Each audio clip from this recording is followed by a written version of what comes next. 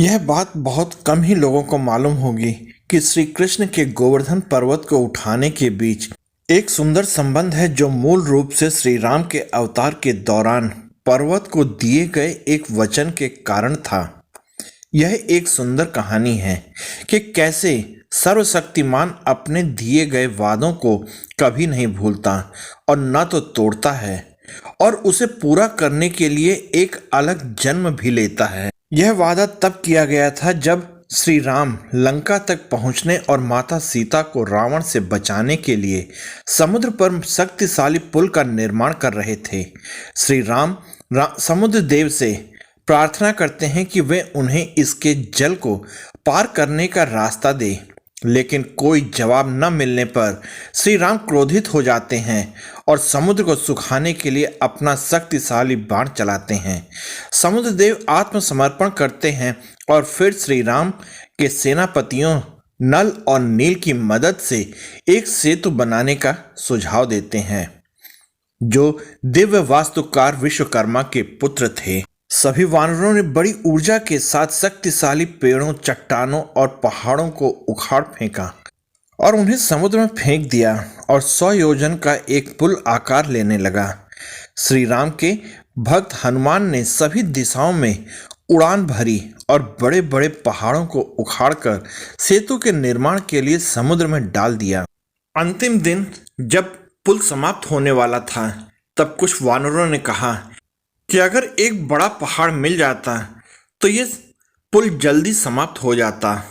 और ये बात सुनकर हनुमान जी उत्तर दिशा की ओर उड़ चले और उन्होंने गोवर्धन पर्वत को देखा और उसको जैसे ही उठाने लगे तो उनका आधा शरीर पत्थर का हो गया। उन्होंने गोवर्धन पर्वत से कहा कि मुझ में इतनी शक्ति है कि मैं आपको अपने प्रभु का कार्य पूरा करने के लिए बलपूर्वक ले जा सकता हूँ, लेकिन अगर आप स्वयं मेरे साथ चलें तो बहुत बड़ी कृपा होगी। तब गोवर्धन पर्वत ने कहा कि मैं चलूँगा आपके साथ, लेकिन प्रभु श्री राम एक बार मुझे जरूर छुएं, इसका वचन देना होगा आपको। इस पर हनुमान जी ने उन्हें वचन दिया कि प्रभु श्री राम आपको जरूर छुएंगे। और ये कहकर हनुमान जी ने गोवर्धन पर्वत को अपने हाथों में उठाया और ले उड़े। और रास्ते में उन्हें पता चला कि हनुमान सेतु का कार्य सफलतापूर्वक पूरा हो गया है। तब उन्होंने उस पर्वत को वृंदावन के पास ही उतार दिया। तब पर्वत ने हनुमान से कहा कि वे श्री राम के कार्य में सम्मिलित होकर धन्य हो गया, पर अब जब सेतु पूर्ण हो गया है तो उसका भाग न होने पर सूना अनुभव करता है। यह हनुमान से अनुरोध करता है कि वे श्री राम से अपनी निराशा का उल्लेख करें और उनसे राम सेतु का एक हिस्सा बनाने का अनुरोध करें। हनुमान पर्वत की भक्ति से प्रसन्न होते हैं, उसके अनुरोध को स्वीकार करते हैं, श्री राम के पास वापस जाते हैं और पूरी घटना का वर्णन करते हैं। श्री राम यह सुनते हैं और इसकी भक्ति से अत्यधिक प्रसन्न होते हैं। इसके बाद उन्होंने पर्वत को वचन दिया कि वह द्वापर युग में श्री कृष्ण के अवतार के रूप में इसे अपनी दिव्य लीलाओं का हिस्सा बनाएंगे। हनुमान वापस पहाड़ पर जाते हैं और वही बताते हैं।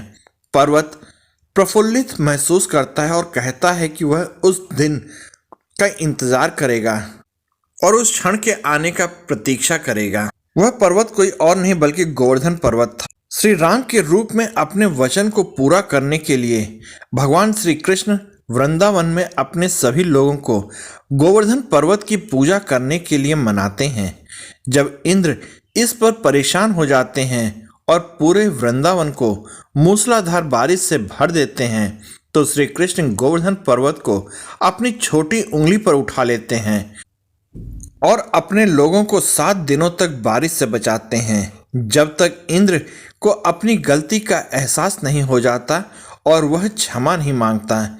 इस प्रकार श्री राम गोवर्धन पर्वत को अपनी दिव्य लीलाओं का हिस्सा बनाने के बाद अपने वादे को पूरा करते हैं और इस तरह उस महान पर्वत से किए गए अपने वादे को पूरा करते हैं, जो त्रेता युग में त्रेता युग से द्वापर युग तक श्री राम के आशीर्वाद के लिए धैर्यपूर्वक प्रतीक्षा करते थे।